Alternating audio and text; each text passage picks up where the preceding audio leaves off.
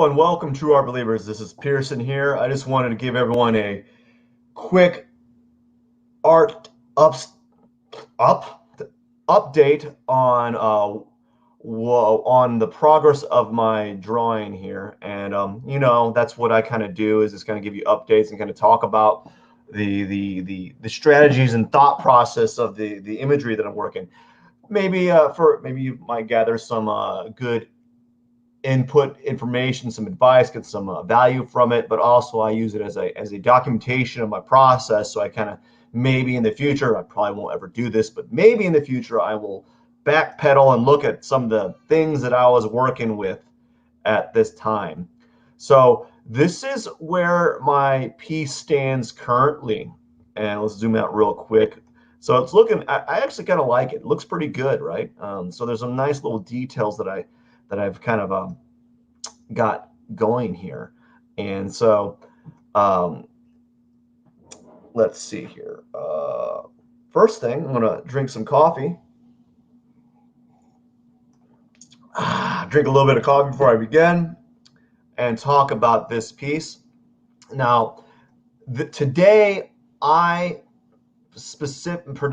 I mainly focused on the eyes. Basically, yeah, that's all. The whole day I spent, as I said in the previous live stream, I was going to devote an entire block of time working on the eyes. So I worked 50 minutes on this eye and I worked 50 minutes on this eye. And I just kind of went in a direction that I thought was correct, right? I didn't know where it was going to go. In hindsight, I probably think that I went a little bit too micro with the details. And I probably went a little too green and purple on some of these on parts of the eye here, but it is what it is, and I just kind of have to accept what I did here. So let's talk a little bit about it. So in this specific instance for these sessions, as I progressed along, I started understanding how I wanted to draw the eye for this dog, the JoJo Boogie Woogie Bugle Beagle. So I started to understand how I wanted to draw the eyes for this dog specifically, and that's usually par for the course when I'm working on these drawings. Is I learn how, like, visually how I want the eyes to look on my dog or on the drawing that I'm working on, right? And then it's a good thing and it's a bad thing. It's a good thing because I'm always learning a different way, a different avenue of drawing eyes. But it's also a bad thing because I don't have a specific drawing outline on how I should pursue my eyes. So it means that I grow in different directions, but it also means that it takes me a lot longer to get a formula.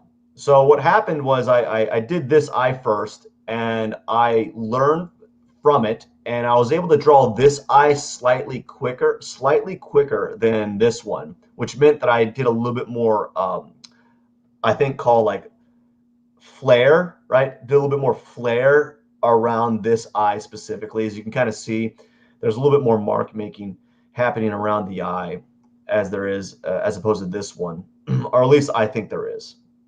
It's hard to tell. So because I was learning as I did this, it changes. It's a little bit more like the growth is a little bit more organic, and the development is not as linear as it should be. And one of the things I've been trying to focus on, and I want to start doing, is looking up how other artists do their digital art and digital portraits, or digital eyes, actually, specifically their eyes, and trying to see if I can actually simulate it and incorporate it into my own work. But it's going to be different because I gotta start using Photoshop, and once I use Photoshop, I'll be able to use some of those methods a little bit more to the point, because I'm using Sketchbook Pro, and some of these tools that they're using, Sketchbook Pro doesn't have. So I got to work with what I have at the moment, and when I transfer over or transition over to Photoshop, then I'll be able to use those techniques a little bit more specifically, like a little bit more to their a little bit more in detail, a little bit more in depth. So as you can see, I exaggerated the color tones more with this piece than I normally do, right? So I've exaggerated the tones, the color tones with this piece a little bit more. I'm trying to move the face with my fingers using a tablet here, and I've never done that before. So there's a lot more colors than there are in the actual photo. So I've exaggerated that so that it fits a little bit more in line with the way that I explored this drawing. And so that is always a learning process to learn what's too much and what's too little with regards to how much color should I put into this drawing before it becomes too much color, before it looks like cartoonish, right? So I'm always trying to balance that teeter-totter, right? I'm trying to balance that out between being realistic and being kind of animated, I guess would be a term that would probably be best suited for this, or like more describes it better. But I digress. As you can see, I put a lot more color in the eyes and using a lot more brush strokes, or like using a brush that had a little bit more of a taper to it. And I incorporated a lot more hatching in this drawing than I normally do in my other previous drawings. So there's a lot more, not necessarily more detail, but there's a lot more activity going on when you get closer to the image that other drawings don't normally have. My previous drawings don't normally have, right?